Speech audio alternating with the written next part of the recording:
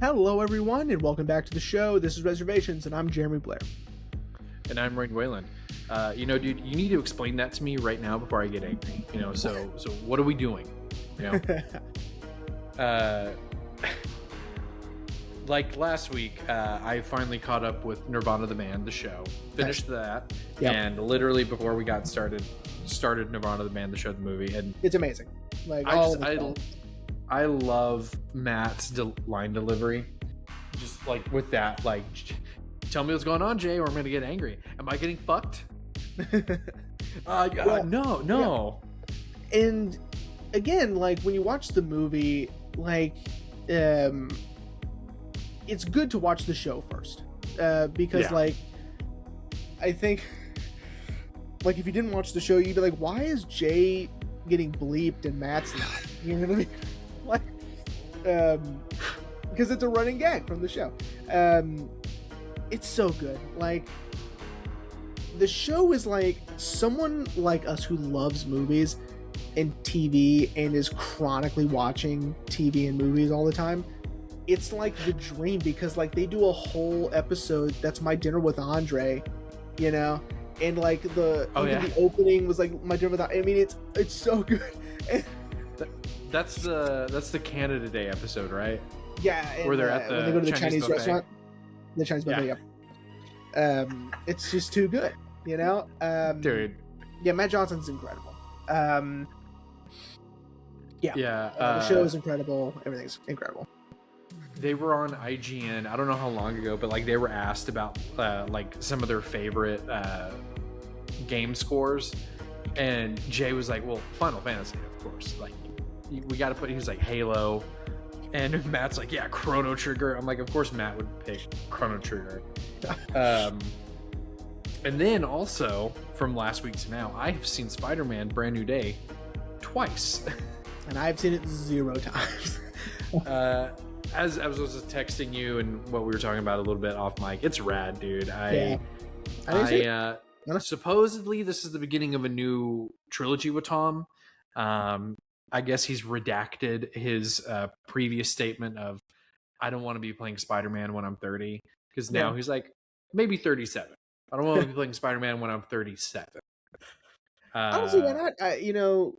To me, the appeal was not that, I mean, in the beginning, yes, like he's a teenager, he's got teenage problems, and he's also a superhero, right? Yeah. After a while, I mean, it's sort of just like you're in it with him no matter what, right? And like that appeal sort of dissolves and sort of grows with the audience that is watching these. Yeah, not to get in any spoiler territory or anything like that, but I definitely feel like this is thematically, just like you said, it grows up with the audience. Like, it's very mature and adult. Like, there's a scene he goes to a party and I'm like, no, he's a child. He should not be drinking beer at a party. And then I lean over to Ashley and I was like, that's right, because he's an adult now. Because if we do a little reverse engineering, if he's supposed to be, if the original trilogy is sophomore, junior, senior year of high school, he's 18 in Far From Home. Again, not a spoiler. This takes place 4 years later. Oh, so he'd be in his 20s. So, but yeah, it was rad. We didn't get to see it in Epic, which is Synergy's version of IMAX. The first time, the second time we got to see it in Epic, and dude, that was cool as shit, dude. Shout out to Destin Daniel Cretton. He's doing God's work, bro. I also saw something really good over the weekend. Okay. What'd you see? Before I get to that, I do want to brag a little bit. Okay. I texted you about it. I was so excited. I couldn't believe it. Okay. I go on Facebook Marketplace all the time. Just looking for stuff, and I found, and it's right here. Go on the YouTube. I'm pointing to it. I found the entire original run of the X-Files on DVD. Amazing. And they all are in perfect condition and they all match. So they're all the same type of packaging, right? So it's It's when they used to do the really thin cases within one big case. You know what I mean? Uh-huh. Yeah. They're all of them are like that. They're all uniform.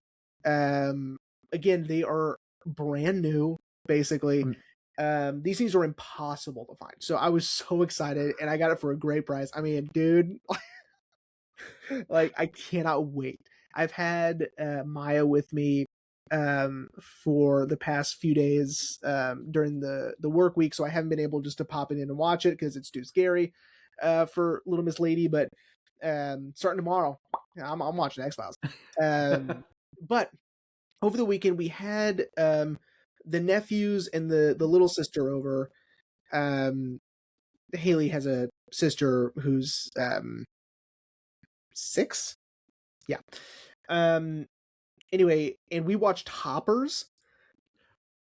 Was that good? That movie is great. The night before, one of the nephews, Tatum, he was begging to watch the new Mario Galaxy. That movie was awful. That movie, I mean, you could barely call it a movie. I mean, it is so incoherent and it makes zero sense from one scene to the next. I feels like, am I drinking? Like, I don't like. Now here's a question for you. It was Did you so see the first one? parts. We watched. It was the same deal. They had come over and we had watched it. It was on. I caught. I want to say 60%. And that one seemed fine. That one didn't seem too bad. I didn't mind that. This one is just. It is on another level of confusing and just like nonsense. I mean, it is nonsense. But Hoppers, that's good. Yeah, I mean, there's a reason all the critics said Hoppers was Pixar's funniest movie. It was great. I have not seen it just because, as we've discussed many times on the show, I have an affinity for animals, and I don't want to see animals getting hurt. Now, of course, if it's a fantastical scenario, I have a degree of separation, like not a spoiler, but in the Odyssey when they're abusing the dog, I knew that Odysseus was going to come back, so I have a bit of a degree, although I did shed a tear. But of course, but I really wanted to see Hoppers, and then I was scrolling through Instagram. It was before Ashley and I took our New Mexico trip, and a scene popped up, and it was the scene in which the character's name is May, right? That's a great question. I don't remember. I know it starts with an M. But she gets sucked out of the beaver back into her own body. Yes. Mm-hmm. And the king beaver's trying to save her. What he thinks that. No, that's heartbreaking. That scene is. I mean, no offense. I mean, spoilers, whatever. But that scene's heartbreaking, and because the animals, they made them so cute. You know what I mean? Like the beavers are adorable, right? Even in both real world scenario and in being able to communicate with them scenarios, they're animated a little differently in the eyes, but they are so cute in both scenarios, and that helps drive emotion, because they're so adorable. I saw that scene and immediately texted Ashley. I was like, yeah, I don't think I can watch that. And she was like, why? And I explained, and I was like, yeah, my little hummingbird heart will explode. Now, I don't think we can watch it. I was texting Kale over the weekend, and I was like, hey man, what are you doing? What are you watching? He was like, oh, I watched that. He also watched Mario Galaxy the same time. And we were like, that movie sucks. And he goes, but right now I'm watching Puss in Boots Last Wish. And I go, oh, I haven't seen it. Dude, Puss in Boots Last Wish is awesome. Yeah, it's awesome. I know. That was one of the options. It was either Hoppers or Puss in Boots, and then they went with Hoppers. But eventually I'll see Puss in Boots Last Wish. Yeah, for sure. Dude, that movie rocks so hard. That's what I've heard. DreamWorks, dude, I love this new era that DreamWorks is in, where they're really experimenting with their animation style. The Bad Guys also was awesome. I was so blown away by the animation, and very, I think. Hang on, everyone. We'll get to the episode. We'll talk about freestyle in a minute too. Don't think you got out of that either. I have a story for that too. Okay, great. But anyway, DreamWorks has always been really good at mature storytelling, but I think this new era of animation and mature storytelling is just working so well. And I think Puss in Boots: Last Wish is like the epitome of all of that. And it's so good. It's so funny. Is it? Yeah, you need to check it out. So freestyle. Yeah, freestyle. I have a story. Okay, I was at work. This was last week, and I'm helping a customer. I'm not going to tell everyone where I work, mainly because people I work with, I've told about the show. So if anyone from work is watching, but I'm helping a customer, and I look down as she's filling out something. Yeah. And I see her watch, and it's a freestyle watch. Hell yeah, brother. And I'm like I have like this internal conflict. I'm like, I'm gonna say something. No, I'm not gonna say anything. No. I'm gonna say something. I felt like Cameron. I ultimately chose to say something. I was like, hey, I really love your freestyle watch. And she was like, oh yeah, thank you. I was like, yeah, my best friend, he and his wife, they've got watches. I may be getting a band for my Apple Watch, but we're brand ambassadors. And she was like, really? That's really cool. I was like, yeah. No follow up? Okay, cool. Great. Do you want 10% off? I should have mentioned that, but I was like, will I get in trouble if I'm talking about discounts or something? That's a great point. I recently also, when I went on my work trip, one of my coworkers was wearing a freestyle. It was the lavender tea. I know all the colors. I have the all. Looks great. I told her, I was like, yo, dude, is that a freestyle? She was like, yeah. I was like, bruh, I can get you 10% off right now. And with using the promo code Reservo7, Reservo being in all caps, of course, that you can get 10% off at checkout. And she goes, send it. And by the way, not made up stories. Yeah, she really was wearing one. Which is cool, because I don't know anyone else that has one. So, still, and did you check our balance after? Because you never got back to me. Oh yeah, my bad. I did genuinely forget, and then I was like, oh yeah, I was gonna check on that for Jeremy. So here's what's interesting: what Haley ordered versus what your mom ordered. Mm-hmm. Your mom, whatever she ordered, only got us like $1.35. That's fine. But what Haley ordered got us $3.15. Yeah. So Ma did a watch band. She did 2 watch bands. So that's yeah. So I guess we need to specify to people like, hey, use it for whatever. You definitely get a watch. Hats, t-shirts, whatever. Like freestyle's the bomb. We love freestyle. But at least add 1 watch onto that order.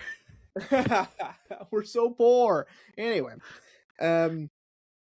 this show sometimes costs us money to make. So yeah, depending on like if I pick a movie that I have to rent or something, and I know for sure I'm gonna have to buy one of the movies for the end of season series. Because it's in Criterion, so it's I have to get it. Yep, that's true. But yeah, man.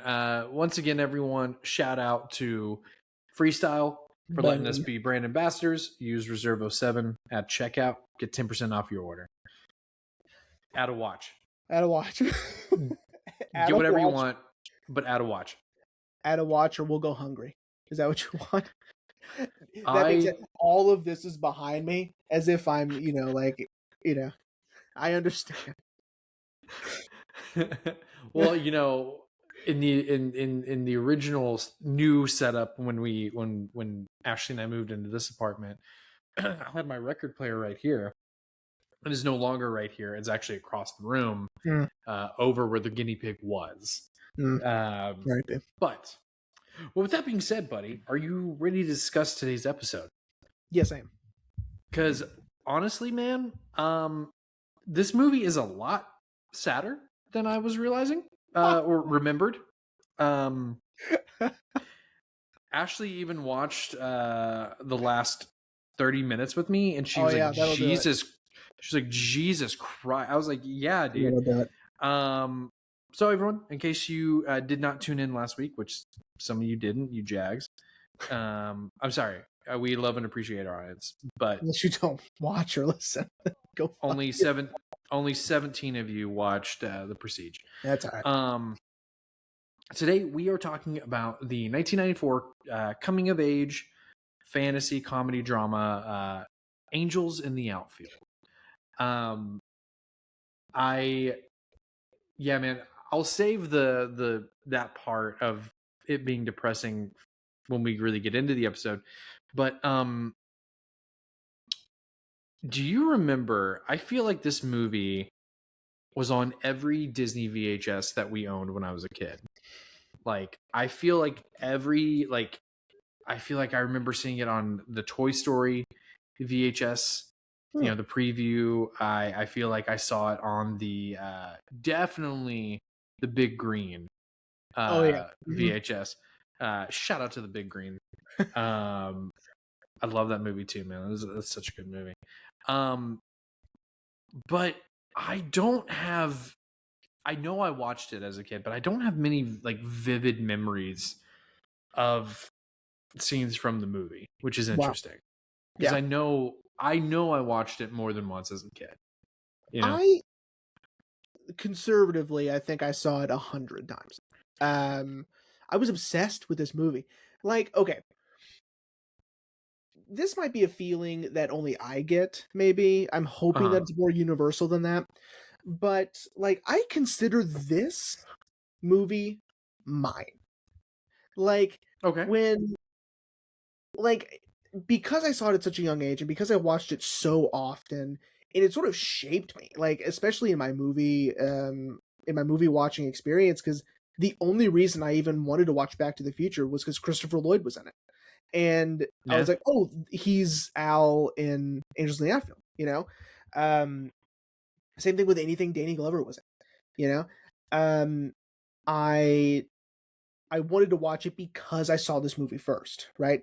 Home Alone 2, I was ecstatic that I was like, oh, Maggie is the dove lady, that's the pigeon lady, and so, like, because it was such a pivotal movie watching experience for me growing up, I take ownership of it. So, like, when people say, oh, I really love Angels in the Outfield, a little part of me goes, not as much as I do, because, like, it is a part of me, and I don't know if other people feel that way about other movies, right? Like, I also, like, feel that way about half as much for a Goofy movie, because I watched those around the same time and over and over and over again.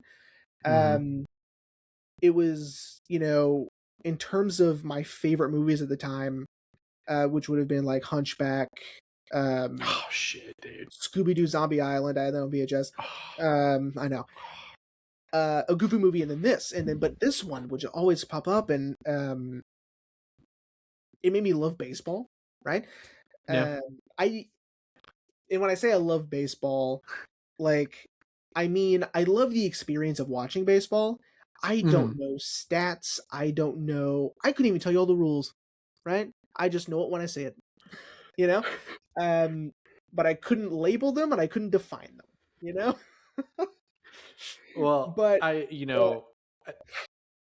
was just gonna say, I think my wife and you share that, especially because there's a scene in the movie where a character bunts, and when we saw Banana Ball and they said no bunting, Ashley was like, "What's bunting?" And then that scene came up. She's like, "Oh, that's what bunting is." I said, yeah, that's what bunting is. It's a sacrifice bunt. They runner on first gets out, no problem, but the runner can get the other runner can get to the other base. Anyway, so I guess I do know more than that. So, which was great, because when we went to go live with my grandparents after my parents got divorced, your fault. We've talked about that before. Papa loved baseball, and he loved the Texas Rangers. So do I. because of him, obviously. But Yeah. sitting there and watching baseball, it just reminded me of the feeling of watching Angels in the Outfield, right? Yeah.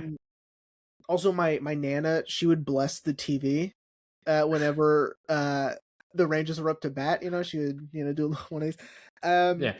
Very Catholic, very Roman Catholic. My family is anyway. But there, I mean, like, even the sounds, like, I could just shut my eyes and just listen to the sounds, and there's such a visceral reaction to my brain, my dopamine, my memories. Um, like in the beginning when Roger is running up to the house when Maggie says his dad is there, right in the Hmm. beginning, like that, the Foley work on that and the sound design, it's stuck in my brain forever. Uh, the specific way his shoes hit the wood, and I mean, it's, you know what I mean. Yeah. Um, Again, this movie is such a huge part of who I am, I guess. I don't know. Like, I love it. Was Maya's first movie. I made sure to put it on after she was born. So I could say that this was her first movie. She I think she slept through some of it, but that still counts. Uh Well, now that she's getting older, she'll be able to comprehend it pretty soon. and she loves baseball. So Yeah. um she asked So for it all the time. scoreboard. Yeah. Score one for me. Um yeah, so that's my memory of it. That's my Mhm. sort of history with it. I can't tell you the first time I saw it. No, that's Um, fine. yeah, I knew you probably wouldn't be able to. no, I I mean, can't it's not. I can't even tell you the first time I saw it. And again, it is, and I love that for you, dude. And I guess you know what, we're just gonna say, yeah, that was the whole point of me picking Disney movies, not to annoy you in any way, but No, to elicit these type of memories, because I do really love that for you, man. Because that's the whole point of a movie, right, to stick with you. Again, that's for me. That's a Goofy movie. I mean, right. to the point where my car is decked out in Goofy movie thing. Like my sun visor is Max and Goofy. That's I awesome. have the scent is gone, but it's a Roxanne air freshener. Amazing. Um, I got a power line and Goofy from this blind bag, and they're hooked onto the back of the seats. And on my keyring, got a Roxanne. So, Boom. um, yeah. So I love that for you. I can't recall. The only thing I could ever remember from this movie, and we talked about it in our tease last week, is the fact that Roger is abandoned by his dad in the first 5 minutes. Yes, and it's Dermot Mulroney. Yeah. And Yeah. And you could see, argue at the height of his handsomeness, Dermot Mulroney. I Um, mean, I would argue still kind of handsome, more oh, of a silver absolutely, fox, absolutely. but yeah. He Yeah, is no, handsome. and see, and I think that's another reason why I put this movie on the list for this season, is because now that I have adult brain, I'm like, oh my god, that's Adrian Brody. That's Matthew What the McConaughey. hell? Yeah, That's yeah. Matthew McConaughey. That's Neil McDonough. What the fuck? Um, Yep. so I have like this new lens of things. Uh, but before we get into it, Angels in the Outfield, everyone. Angels in the Outfield is about a young boy named Roger Bowman, and his best friend JP. They are in foster care with a woman named Maggie. Roger's super fucking cool dad. I only say that because he smokes and he rides a motorcycle. I know, he smokes inside. He smokes inside and rides a motorcycle. He's pretty Oh, that's fucking funny. cool. Yeah, he's really cool. His dad pretty much tells him, "I'm leaving you in foster care," with the impossible thing that only a child would understand of, "We'll be a family again when the California Angels win the pennant." Which, as we said again in our tease last week, means never. Right. But as a child, Roger prays to God that if he could help the Angels win the pennant so he could have a family again. And sure enough, the Angels, literal Angels, come and help the baseball team. Under I guess it's implied that Al is their boss. He's like the leader of this group of Angels, played masterfully by Christopher Lloyd. And they help the team win, while also essentially giving the team confidence that they've never had because they've been on a massive losing streak for years. Danny Glover, who is John Knox, the manager or coach. I think it would have been a coach rather than a manager. He's the manager. He's the yeah. But John kind of falls back in love with the idea of baseball, as he used to be a player. Ultimately beating the odds, and the California Angels, the team, are able to win the pennant. John adopts Roger and JP, and that is Angels in the Outfield. His name's George. Yada yada. It doesn't matter. I thought it was John. It's George Knox. It's okay. Yeah, it's not a big deal. Why do they call him Skip? Sorry, that's no. I don't know. One thing at a time.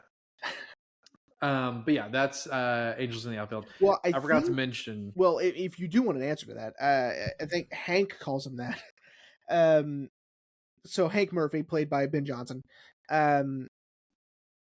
who is loosely based on Gene Autry. Gene Autry also owned a baseball team.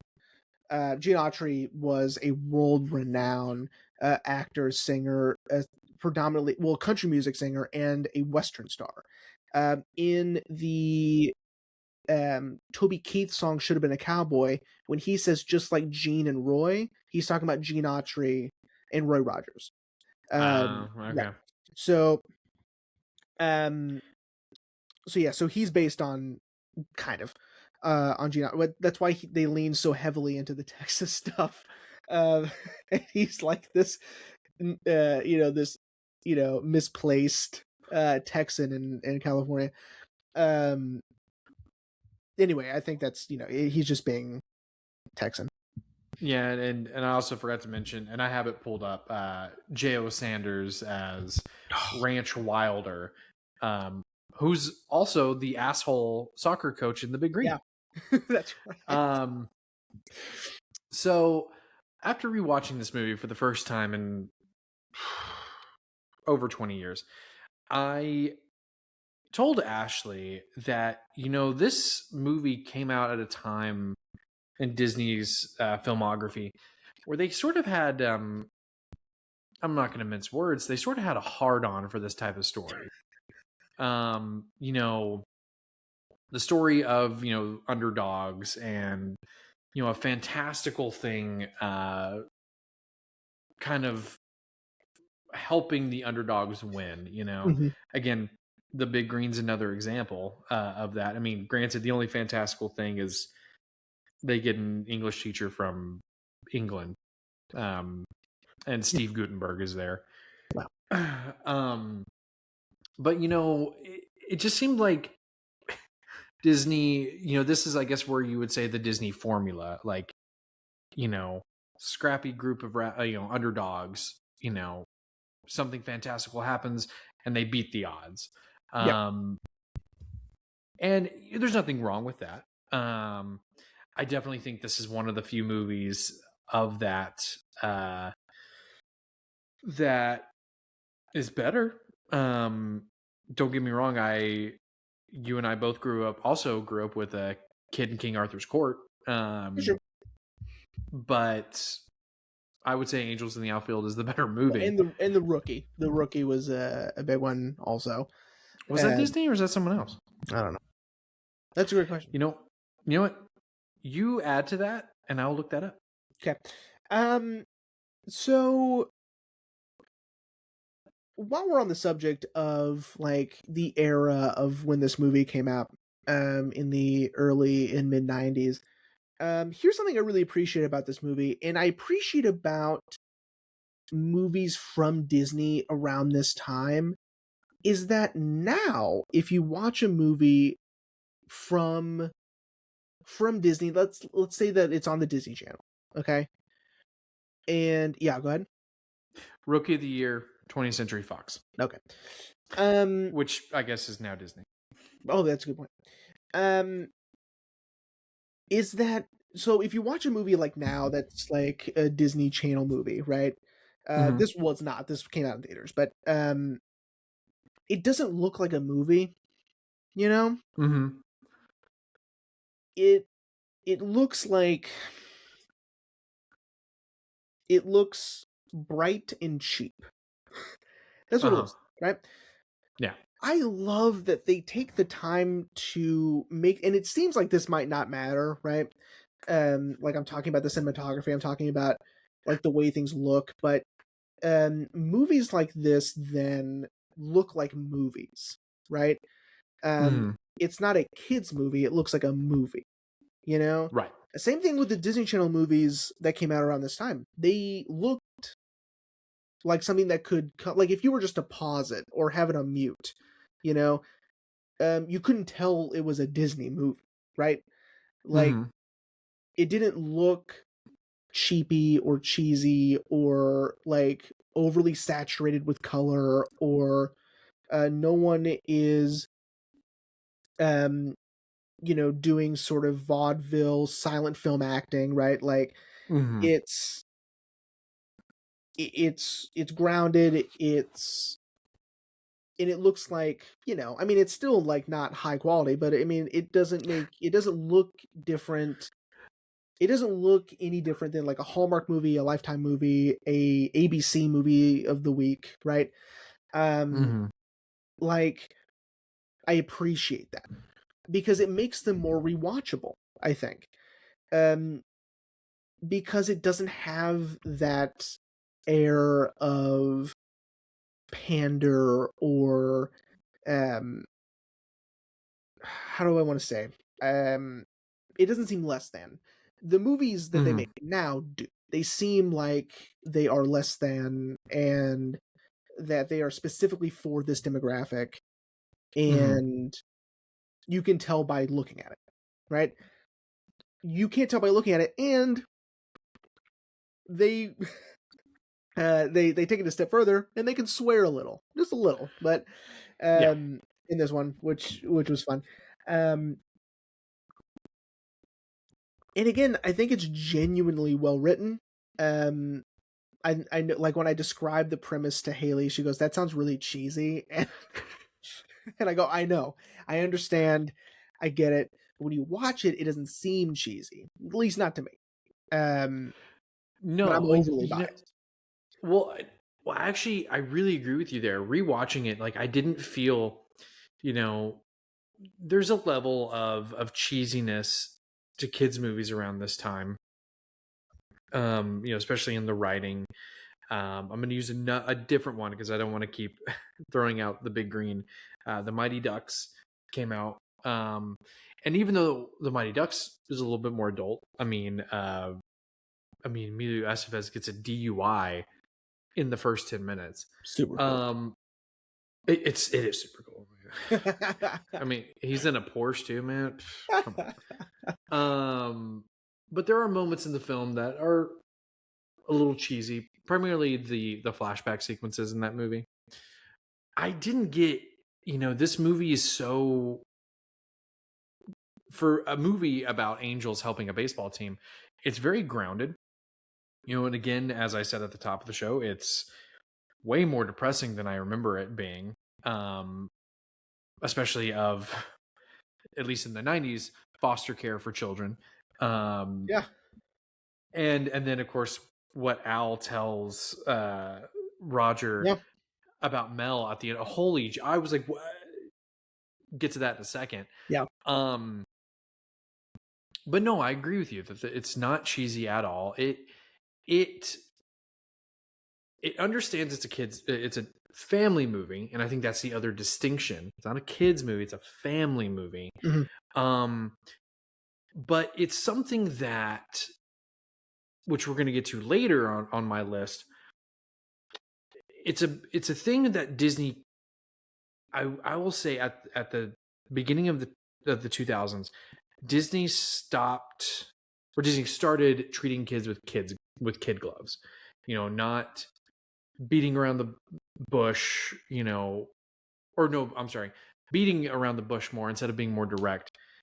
Instead of treating kids as intelligent, human beings, treating them as kids. Um, Talking about, being abandoned and, death later on, Yeah. not sugarcoating it for kids, because understanding that kids can understand that, or at least have some idea. And I think that's why the movie doesn't feel as cheesy, is because in a sense they're taking it seriously. Would No, you I agree? agree. They are taking like these situations seriously, like with both Roger and JP in foster care, and having to rearrange their lives around court appearances and calls from their social workers, Mm-hmm.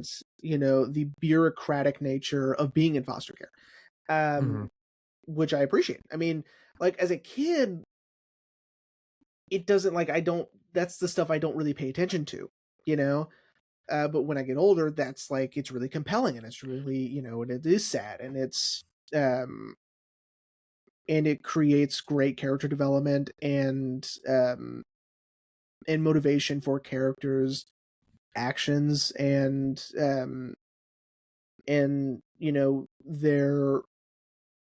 their reasoning for being and what they're doing and Mm-hmm. why they're doing it and whatever.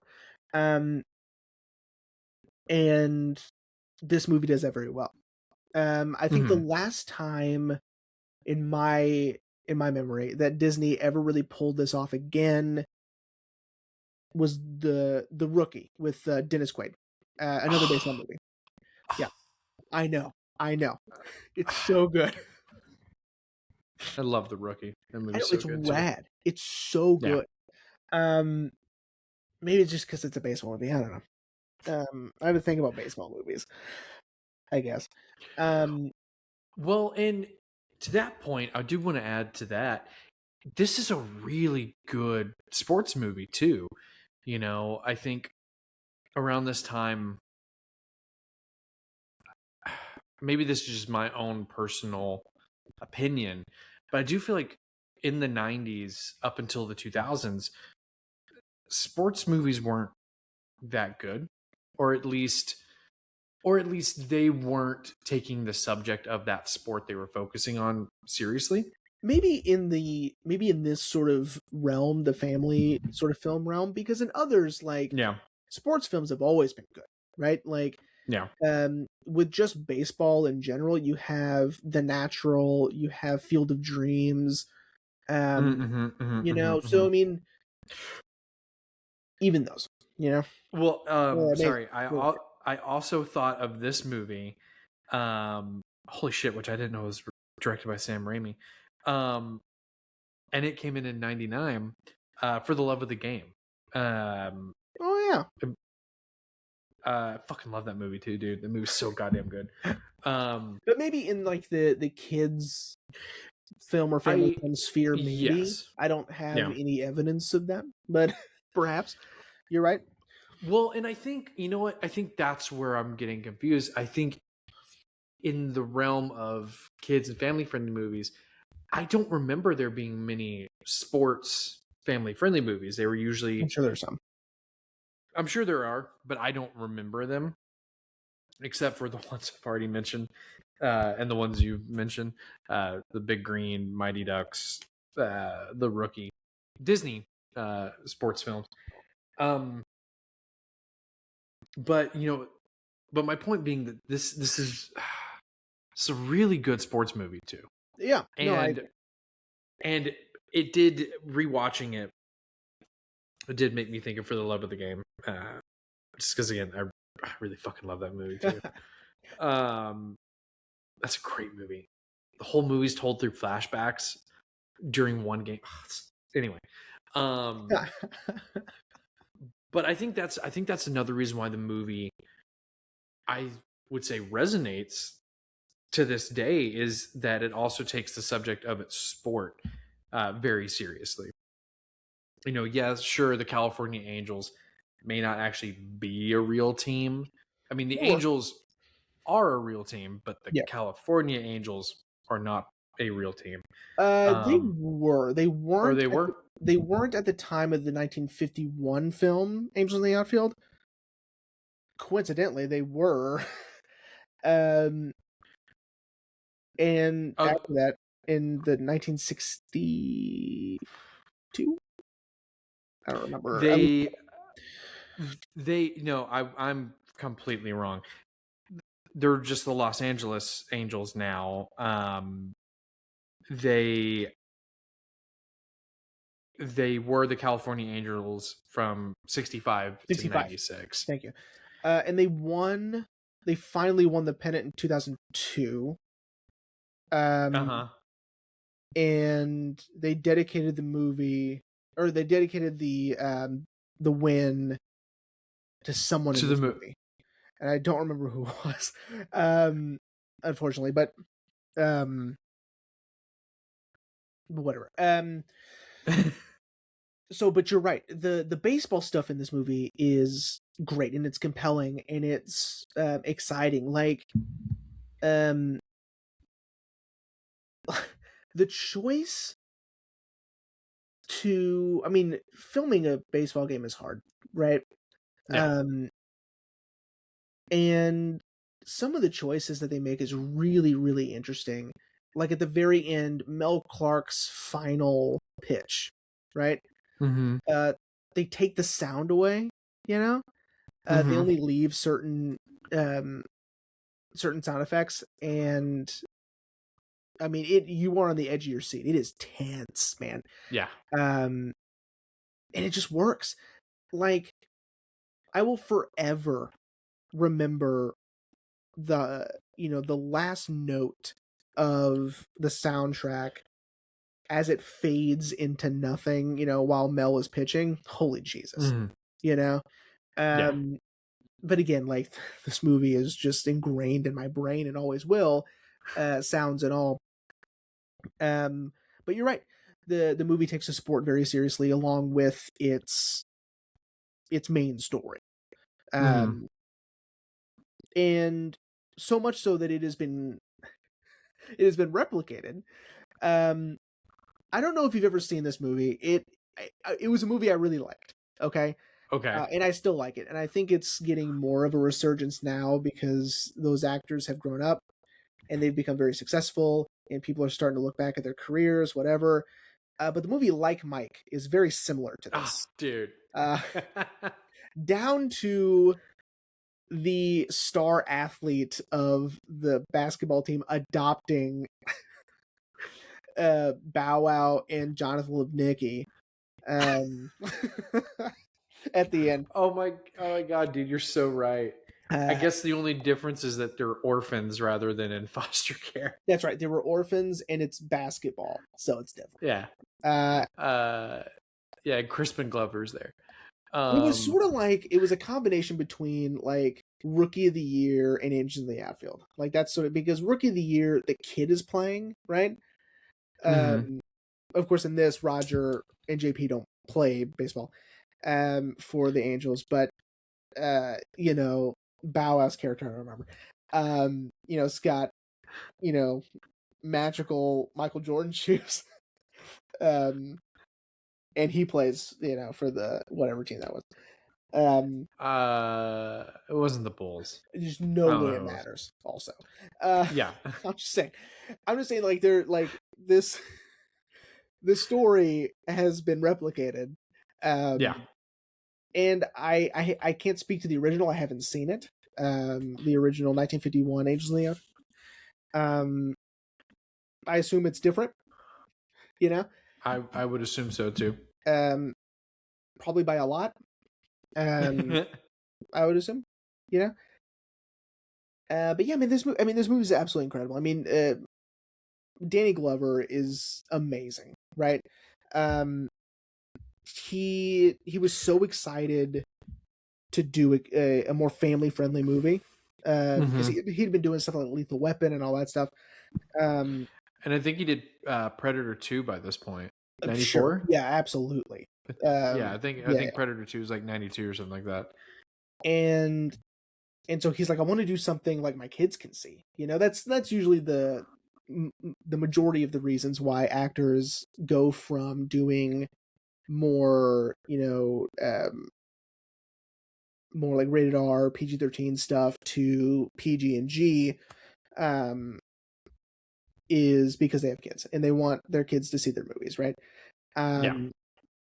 And he was ecstatic, to do this, which is really cool. Um, and no one's phoning it in. Yeah. I Everyone's agree. taking this very serious. Um, they're putting their all into it. It is weird as someone who's watching this in the future, seeing like McConaughey and Brody and McDonough. You're right. Yeah. It's crazy. Who knew? I know. Uh yeah, dude. I was telling Ashley, I was like, I wonder if like McConaughey ever like bumped into Adrian Brody and was like, "Hey man, remember when we did Angels in the Outfield?" Remember, if I ever meet any of them, that's oh my god, you were in Angels in the Outfield, like Um, Also, I did look up just a quick little synopsis for mhm, the 1951 Angels in the yeah, Outfield. Drastically different. okay, that's what I figured. A young, and they stress young woman reporter Mm, who blames the Pittsburgh Pirates' losing streak on their abusive manager, who begins to hear the voice of an angel promising to help the team if he changes his ways. gotcha. Different.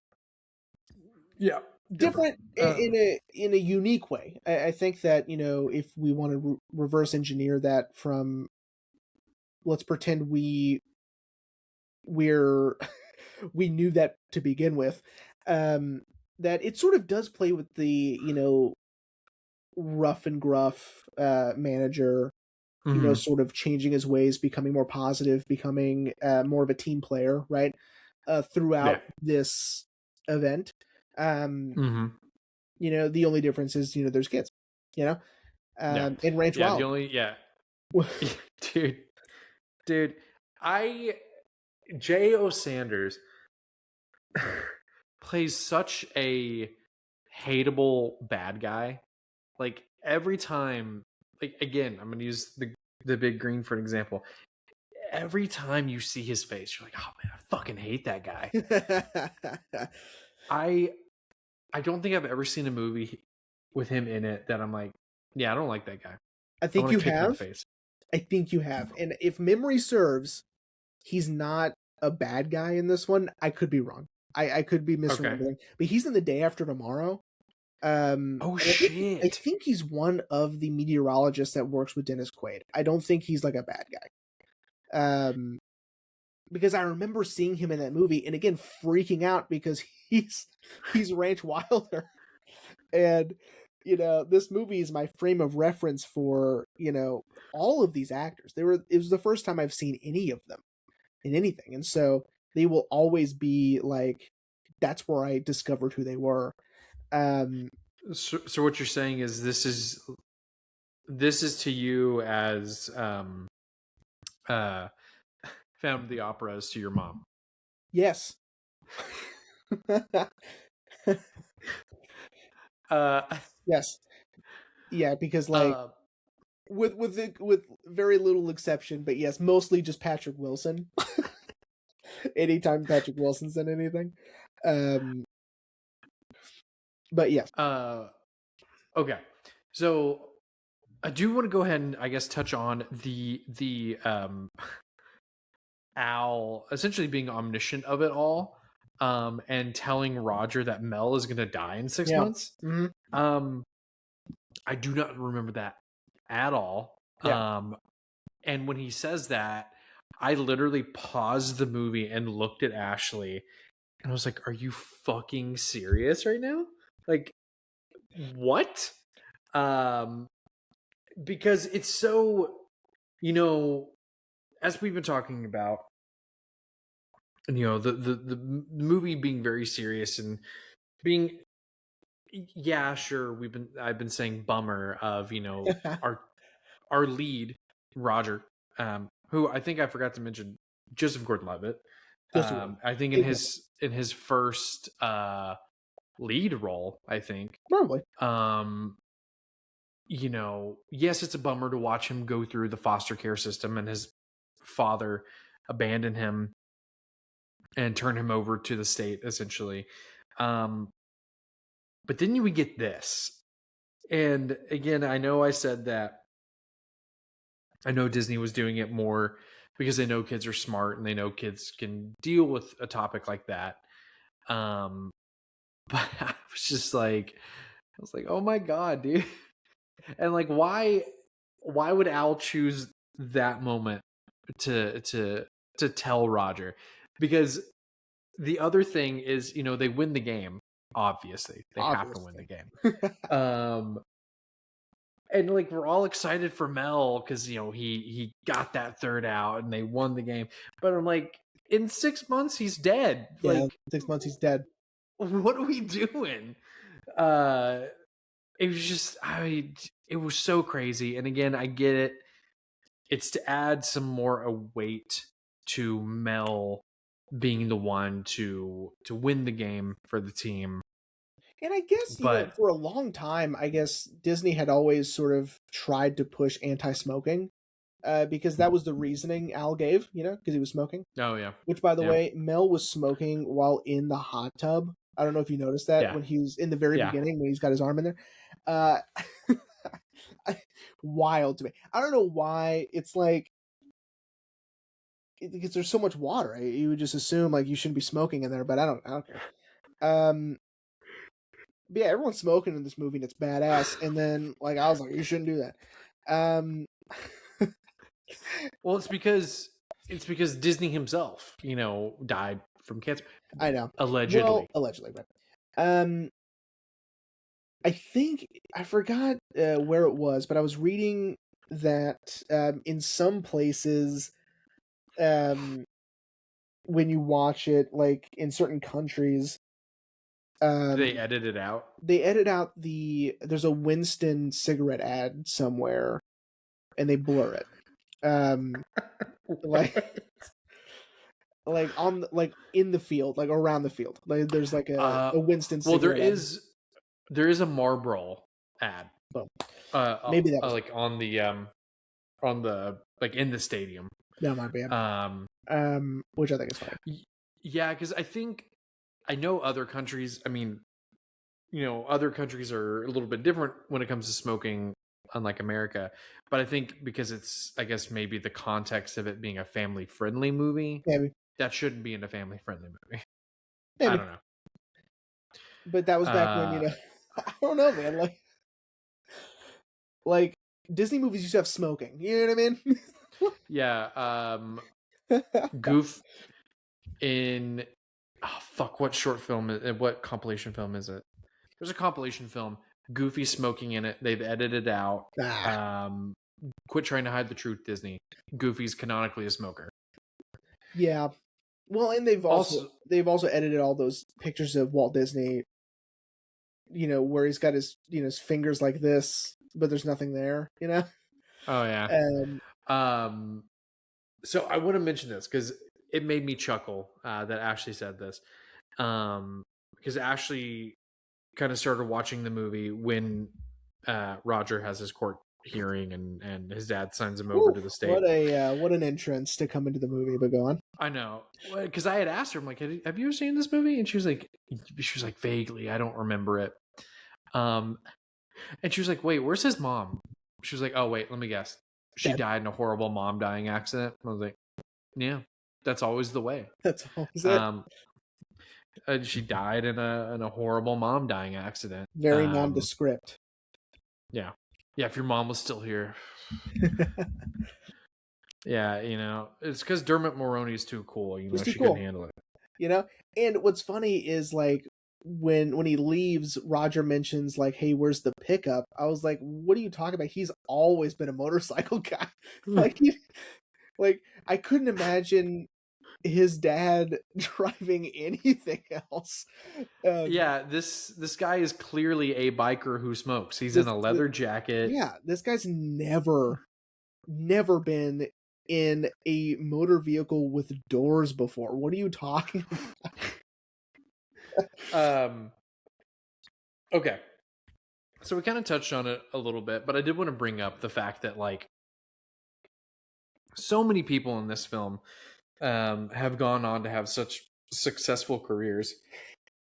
Again, with our lead, Joseph Gordon-Levitt. Yeah. I'm not gonna lie, I'm like, why isn't he asking them who they eating lunch with? You know, and then of course, Matthew McConaughey and Adrian Brody both being Academy Award winners. And then Well, and Neil. Brenda Fricker and Ben Johnson were already Oscar winners. Really? Yes, because she had won for My Left Foot, and he had won for The Last Picture Show. And then what was the other guy? Oh, Tim Conlon, Wally. Yeah. I was like, man, he looks so familiar, and you're gonna laugh. I was like, oh my god, I know where he's from. He guest starred in an episode of Scrubs. He's the former heroin addict trying to get a new heart valve that Elliot is really pushing for. Yeah. And he's all like, when she gets the approval for the heart valve, he's like, how do you celebrate without heroin? She's like, we could do cake. And he was like, all right, cake it is. He's like, let's score some cake. Yeah. And then, then it's implied that, he probably goes back on the heroin. I'm surprised that you picked that one and not Psych. He was on an episode of Psych, and you've seen that way more than... Which episode was he on Psych? I don't know. It says he was Father Brad. I don't know. Or Father Bard, I'm sorry. I don't know what episode that was. I think that may have been the Exorcist episode. I don't know. I need to do a rewatch of Psych. Yeah. Since I finally completed and caught up with Scrubs. But it's just so crazy that, again, obviously as kids, especially for you and I being cinephiles, I didn't know who half these people were. But now as an adult, I'm like, oh my god, fucking Matthew McConaughey. When I told Ashley that Adrian Brody was in this movie, she was like, what? And then by the point where she was in, the only scene she saw him in is when he like stands up when they're doing their whole I'm Spartacus scene. Uh-huh. And she was like, oh my god, that is Adrian Brody. I was like, yeah, dude, like pre-Oscar winning kind of pretentious Adrian Brody. Yeah, kind of. Anyway. Yeah, kind of.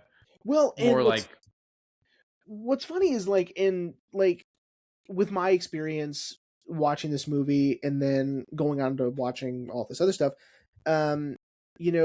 it's funny because I'm discovering actors in earlier roles, right? Right. Like with Ben Johnson, for instance. Like, I was so excited watching The Last Picture Show when we did that episode, that he was in it. I was like, oh my god, that's Hank Murphy. Like, that's crazy. And another one is Taylor Negron. So he's he's David. He's the one that sort of just looks after the kids during the games, right? I thought he looked familiar. So he's the guy he's the pizza delivery guy in Fast Times at Ridgemont High who brings the pizza to Spicoli in class. Oh my god, yes. When I saw that movie for the first time, I was like, oh my god, he's in Angels in the Outfield. Like, I lost my mind. And it's so funny because it's retroactive. Like, he had already been, like, it should have, like, my mom was probably like, oh, he was in Fast Times at Ridgemont High, and I'm over here like, he was in Angels in the Outfield, but, Tony Danza too, like, I'd be, I didn't know who that was, I didn't understand the significance of Tony Danza and Christopher Lloyd being in the same movie. when they were on taxi Mm-hmm. together, right? Yep. And that's just it's fun to look back and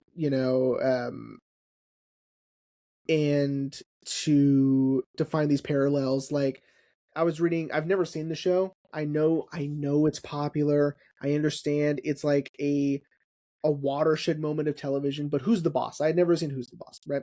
Um, and Tony Danza's character had the chance to play Major League Ball, but he had a shoulder injury and he couldn't play in the majors or what. Like his Uh-huh. career was over, and that's his ordeal here. You know, Yeah. I don't know if that was on purpose or not. Because Who's the Boss was a gigantic success, and very popular. Um, but every time I see Tony Danza now, I'm like, oh yeah, that's Smoke Dog, you know. Well, and and again, more with the retroactive. Well, not retroactive, but then later on, Joseph Gordon-Levitt would direct him in That's right. Don John. That was not lost Um, on me. I saw yeah, Don John. It's fine. yeah, it's fine. It's fine. I've seen it too. Yeah. And again, I was very excited because I was like, they were both in Angels in the Outfield. See, now I made the joke. I wonder if McConaughey and Brody ever were like, but it does make me wonder while filming that if Tony at any point was like, man, he was like some punk kid on Angels in the Outfield, and Joseph's like, whatever. Read the line the way I said it though. I also saw it was someone else. I forgot who the other person was, but the guy who plays the hit or die, I forgot his character's name. At the very end, he's the guy on the White Sox who is up to bat for the last inning. Oh yeah, and how he's a bad guy is he's got a scar on his cheek. That's right. And he's spitting tobacco, which was black licorice. It wasn't actually tobacco. Um, he was a former Major League Baseball player for the California Angels. Really? Yeah.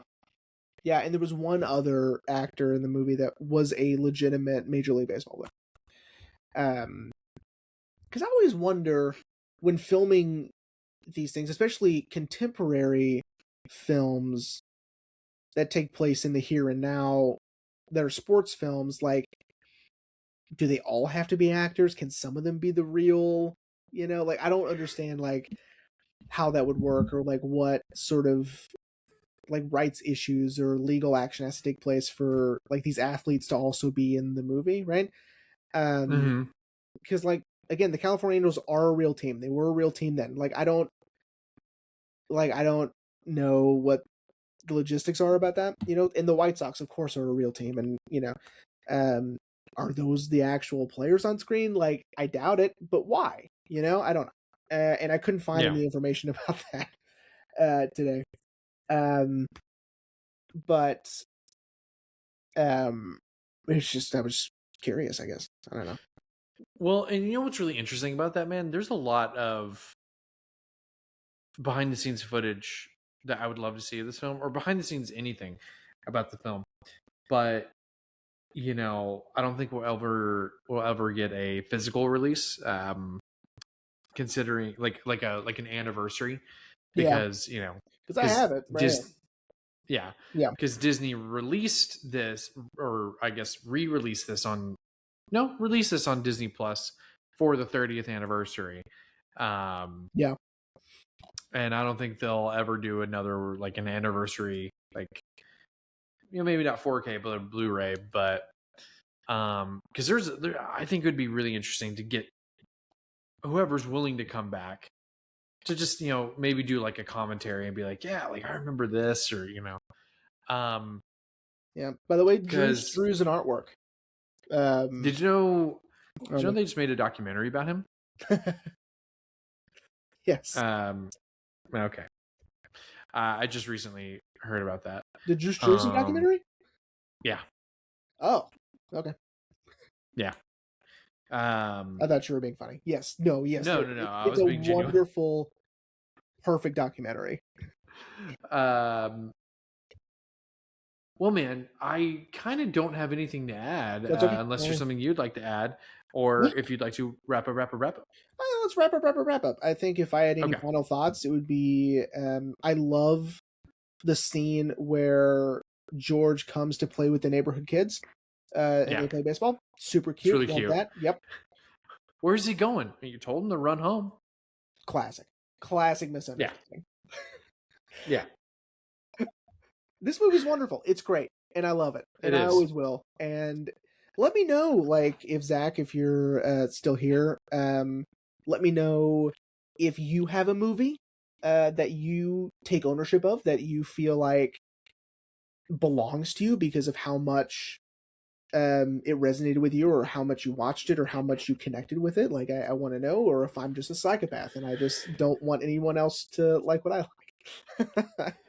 No, um, man. I don't think you're a psychopath. The one thing that I want to add to is I do distinctly remember this. I did as a kid, I wanted to be an Angels fan because of this movie. I do remember that. cool. Um I am not an Angels fan now. I'm oddly enough, after reading the synopsis of the 1951, I'm a Pirates fan. That Which is kind of interesting. is interesting. But yeah, man, I agree. The movie's great. I think definitely people should give this another rewatch because I remember when I picked the movie, I was kind of curious, and it got some mixed to negative reviews upon release. Yeah, So I think everyone should give this movie a rewatch. You know, agreed. especially now that again it's on Disney Plus or buy it physically. Yep. Um, you could probably only find a DVD, but that's fine. Yes, that's Um, correct. but yeah, definitely give it another rewatch. You know, give it one more chance. Give it. You know, you may like Jeremy. You know, have a visceral, lovely memory about the movie. Yeah, But well, buddy, now is that time of the show where you have to say what we're talking about next week. that's right. And hopefully you figured that out. No, but that's okay because I can vamp real quick and then we'll figure it out. Because like over the past few weeks, I've had like, oh, maybe this will be good, or maybe that'll be good, or because like every once in a while, also I'll be like, oh, I want to do that one, and I go, oh, that's for the end of season series. Like, knock it off, Jerry. Like, take your time. Um, Yeah. because I like look at it on the shelf or whatever, I'll see it and I'll scroll through movies and I'll be like, oh, this one's perfect. Oh boy, what did I pick last time? Was it Begonia? Is that what I did last time? No, No. you Oh, did it the was Prestige. Prestige. Yeah. The Prestige I did last time. That's right. Yeah. Okay. Well, okay. That's fine. Let's do. It's gotta be something I want to be excited about. Okay. Like, ooh, I can't wait to see what you think about it, or rediscover, or maybe discover for the first time. Um, and that can be difficult, but not impossible. Or I could just look at my stupid list that I made. Um, that I don't follow for some reason. You idiot. Yeah, it's Um, okay. no, that's fine. Oh yeah, there's some good stuff on here. Jesus. Okay. That one's gonna be too complicated. I'm not ready for that yet. Um, you know what? Let's do this.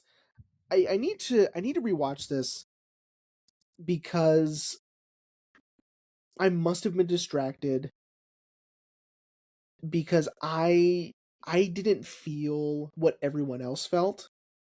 Okay. And that's my fault. I think I need to rediscover this movie. I need to really lock in, as the kids say, right? Okay. Um, so next week, let me get the year.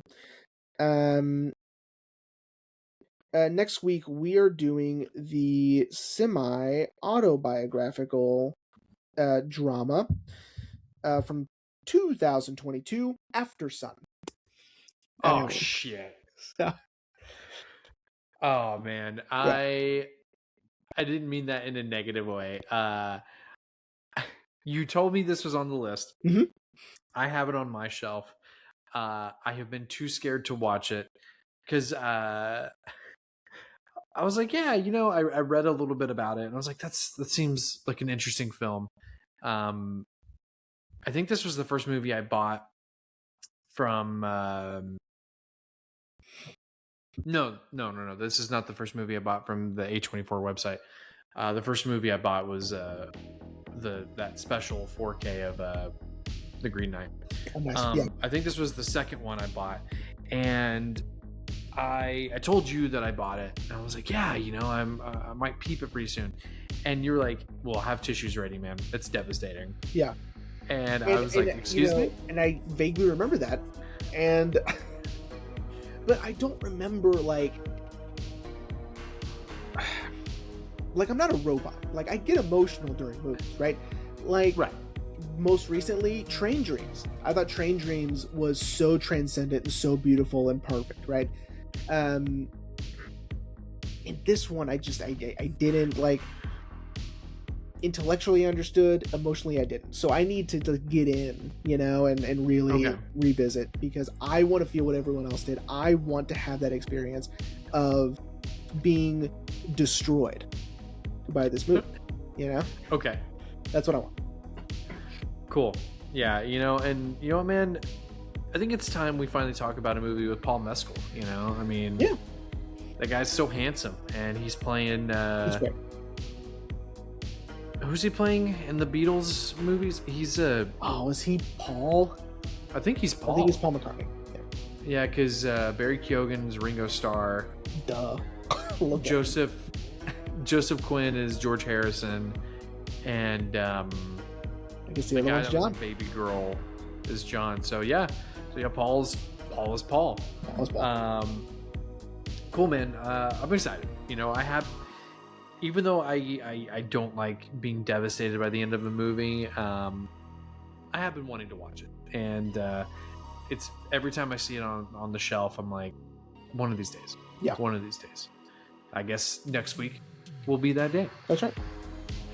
Cool. Cool. All right, everyone. Well, we hope you enjoyed this episode on Angels in the Outfield, and we will see you next week for Aftersun.